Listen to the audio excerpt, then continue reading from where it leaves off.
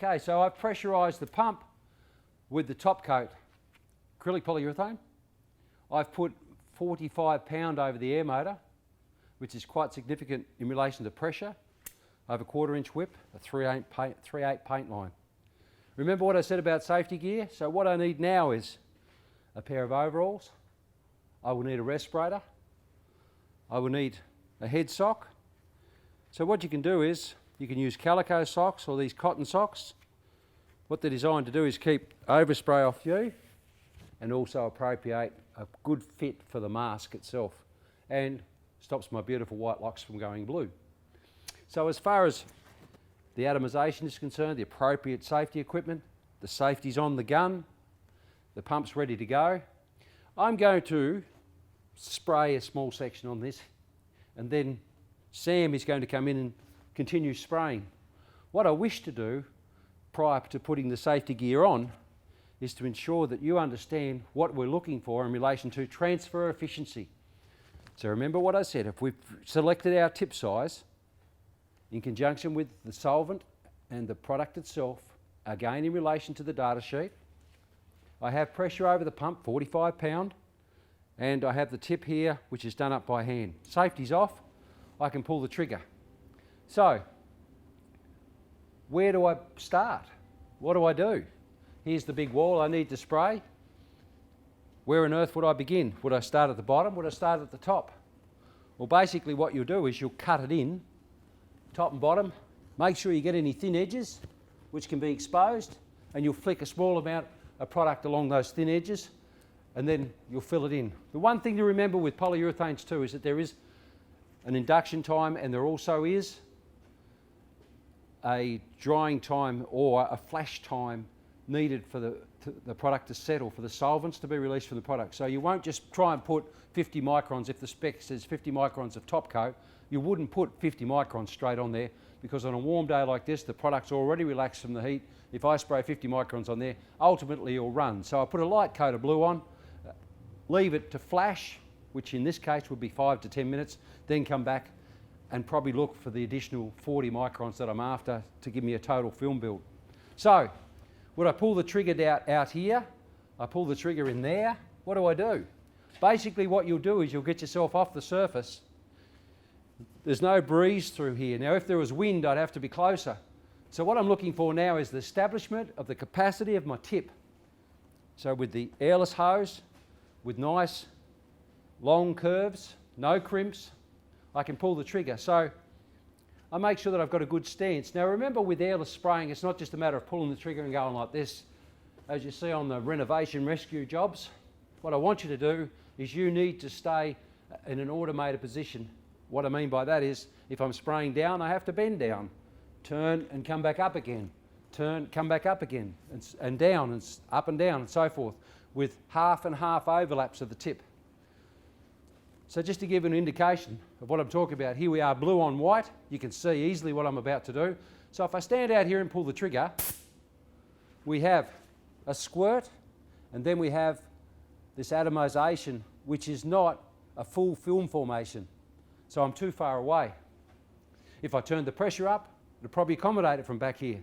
So I need to be a little bit closer. Now if I go too close, uh-oh, look, it's running immediately.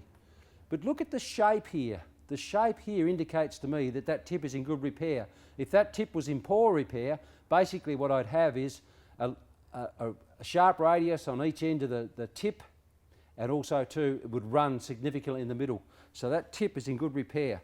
So remember what you're looking for, an oval shape and a nice fan pattern conducive to what it said as far as the tip identification was concerned. Now remember what I said, it was a 4 was the first digit, so we double that, that's 8 inches. So then now we're looking for is, where is that spray pattern in conjunction with 8 inches? Well basically what you need to do is come back off the surface and apply the product as you come in, and you'll find that. So to give you an indication of that, what I'll do is I'll stand back here and bring the gun in, and away we go. Now that there is more than enough product. What I've done is I've covered that white. What you've got to be careful of is I put solvent in there So the tendency for that to run is quite significant. Ultimately, it is a good application. I have very good atomization and good feathering of the tip. So when I come back and do a half spray pattern overlap, I'll get the same again and again and again. But what you've got to understand is that when I've sprayed the material on there, I can tend to flood the surface, as I was here. If I was too close, I come up, I flood the surface, ultimately you'll get runs. Now, that's not bad. That's a pretty good film formation, but there's only one problem, as I said. I'm probably putting a little bit too much material on there. So how do I appropriate slightly more material on the surface with that particular tip? Well, the one thing I can do is I can turn the pressure up a little bit more, because what I've done is I've started middle of the range, 45 psi. So if I turn this airless pump up to 50 by alternating the regulator and bringing me up to 50, now what it does is it gives me slightly more pressure, but also too gives me as the operator the opportunity to get off the substrate, not cop the overspray, and apply it from a distance that I can see what's going on. So again, I pull the trigger, and the important thing to remember when you're airless spraying is to start moving before you open the trigger. Now, there's absolutely nothing wrong with going up and letting the trigger go, release, and start again. For a novice or somebody that hasn't done this a lot, that's what I suggest you do. So let's pull the trigger and have a look at what the outcome is now with slightly more pressure.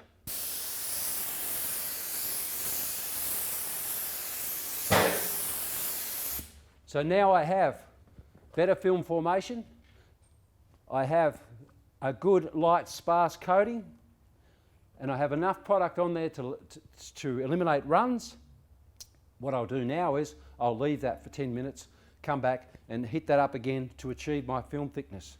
Just on the film thickness side of things,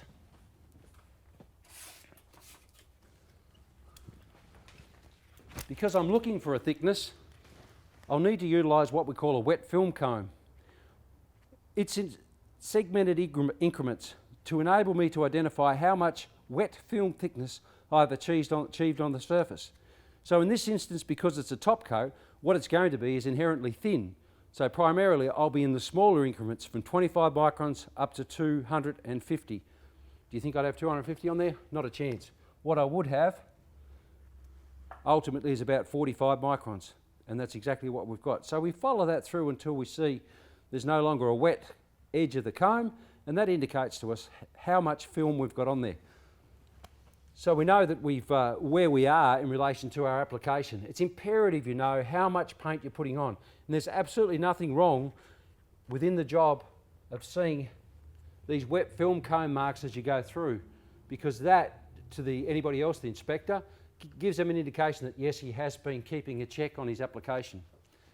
So to give you an indication now of how you would spray that wall, Sam will come in for us now and spray this section of wall and follow through with an even film application.